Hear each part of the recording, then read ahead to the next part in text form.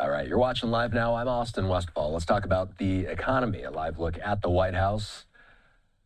608 in the nation's capital. A key measure of inflation fell to nearly a 5-year low last month as apartment rental prices, really, we saw apartment rental price growth. We saw that slow, and then we saw gas prices fall. The annual inflation rate is also inching closer to the Federal Reserve's 2% target. Core prices, which are excluded, they exclude food and energy from the core price typically. The core price seeing smallest increase since March of 2021. Chris Rugaber is an economics writer for the Associated Press. He's here with us.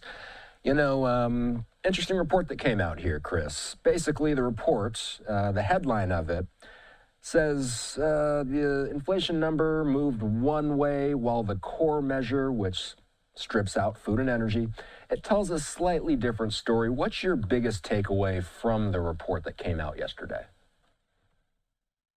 Well, probably the biggest takeaway is that it did overall go in the right direction. There was a lot of worries actually going to the report that in January, a lot of companies reprice goods and services. They, look at their expenses from the past year, what they think is coming up, and then, sometimes they adjust prices accordingly. And in recent years, we've seen some big increases in January. The government tries to seasonally adjust for that, but they don't always do it perfectly. So there was a lot of chatter beforehand on Wall Street and places like that this number could come in higher. And then it didn't, some of it was one-time things, perhaps, big drop in used car prices that certainly not going to happen every month. But overall, it came in a little bit lower than expected. And, that, over time, if that continues, could be good for consumers. We were just talking about this with Will. A lot of viewers hear that inflation is cooling, but they say it doesn't feel that way when they pay rent, when they buy groceries, or when they go out to eat. Why do people's day-to-day experiences feel more expensive, even if overall inflation rates are easing? Well, that's a good question. I think that's definitely true. We've seen that politically, it was a problem for Biden. Inflation was coming down slowly but surely at the end of Biden's term and didn't politically help him so much. And now we see a little bit of that same thing going on with the Trump White House. I think the answer is people, can still remember what they paid 3, 4, 5 years ago for everything from groceries to, bigger items, furniture and other things that have gone up in price. And people still remember that. They still feel that pain when they go to the grocery store or so forth, for any other purchase. And I think as wages rise, the hope is that people will eventually feel that they can afford more of these things and it all adjusts, but it can just take time. No one is, 100 years ago, it was, 25 cents for a suit or whatever.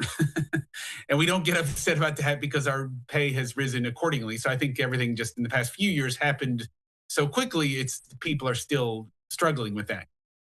And is my understanding of this correct? It's not so much that we should expect prices of goods to come down.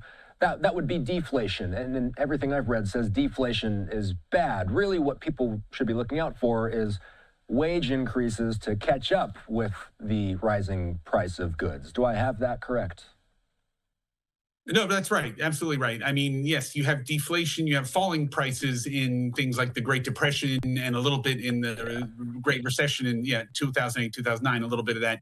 So, right. A few things, gas has come down from a high and egg prices certainly have come down, although, then you have beef prices going up. And that's the other thing. There still are a few things like beef or coffee. We had a story today about the coffee prices have gone up the past couple of years quite a bit. So, but yes, over time, the idea is right that wages should catch up, and they are rising faster than inflation. Of course, they've been doing that for a little while. And again, it still takes time to adjust. But over time, what we want is for people to make more, have their earnings rise faster than prices and have that be the way to adjust. Right. Housing is always a pretty major piece anytime we discuss these inflation reports. Housing-related costs, like rent, They can move slowly and often drive the broader trend because they are a pretty big part of the inflation calculus. What sign in the shelter data should people watch in the next few months to know whether housing inflation is really turning the corner? Well, there's a couple of measures there. There's the basic measure of apartment rent prices, and those are slowing. They're still going up, but at a slower pace. And then they do have a sort of an unusual measure of home ownership costs, which is very complex, but basically based on rents. So they try to calculate what it would cost to own your house if you were a renter.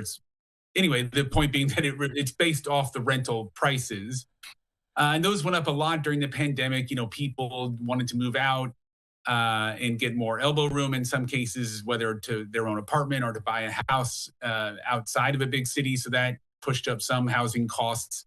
And then with the rise in interest rates, that's pushed up mortgage rates, and that's not directly measured by CPI. So I think another thing to your earlier question about why people don't always feel it, things like higher mortgage rates, higher auto loan rates, those are not really captured by the CPI. And that compared to a few years ago when people were paying 2, 3, 3.5% mortgages, now in the 6% range, and not too long ago, closer to 7%.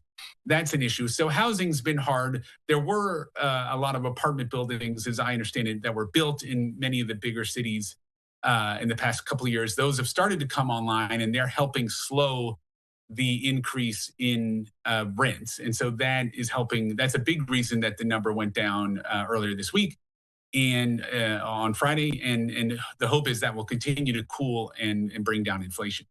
Energy prices can swing quickly and sometimes pull the headline number up or down, but utility bills can tell a different story for everyday people.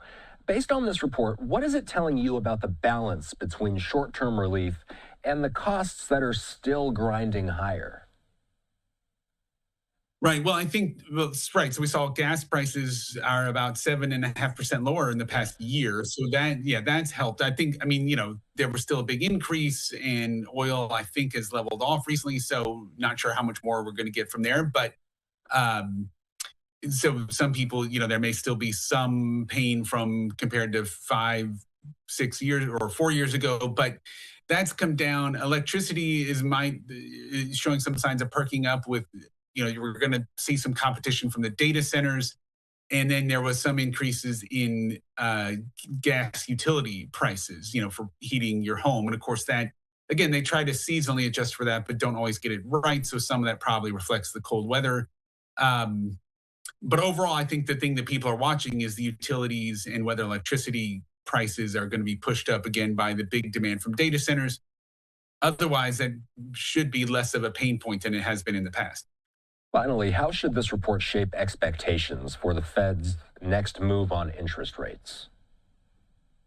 Well, it may not be enough to get them to cut in the short term. They'll have a meeting in March, and it's unlikely they'll cut then. But in conjunction with jobs, the trick is that, of course, there was a jobs report earlier this week, and that was not bad. It showed the unemployment rate coming down a tick. It showed about 130,000 jobs created, which was better than expected.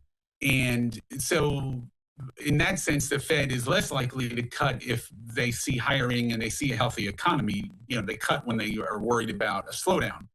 On the other hand, with inflation cooling, it would mean that the Fed could potentially cut a couple more times to bring in, because they raised their rate high to thwart inflation. So if we are seeing inflation cooling, that could make room for a couple more cuts this year. Most economists still think it could be May or June before we see that first cut. They'll want to see a couple more reports like this before they move, I think.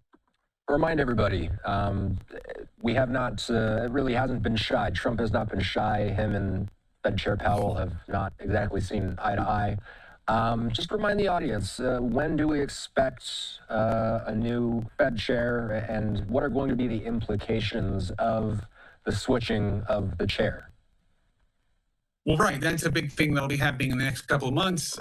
Chair Jerome Powell's term ends May 15th. If, President Trump has named Kevin Warsh, a former Fed governor, to replace him. The big question now, of course, is when he may get through the Senate. there's a fight there because, of course, Jerome Powell revealed that he was subject to an investigation by the Justice Department. He'd received some subpoenas. And then Senator Tom Tillis from North Carolina Republican, said that he would not support moving forward with any Fed nomination until that investigation is resolved. So there's a little bit of a question mark there. If Warsh is not approved by May 15th, then Powell could he could remain as chair until a replacement is named. Either way, if Warsh does get in by, say, end of May, mid-May, then he would certainly be likely to cut rates, perhaps at his first meeting in June. So that's certainly one reason I think people expect a rate cut by that month. Chris Rugaber is an economics writer with the Associated Press. Thank you for the time. We'll see you soon. No problem. Thank you. Yep. All right.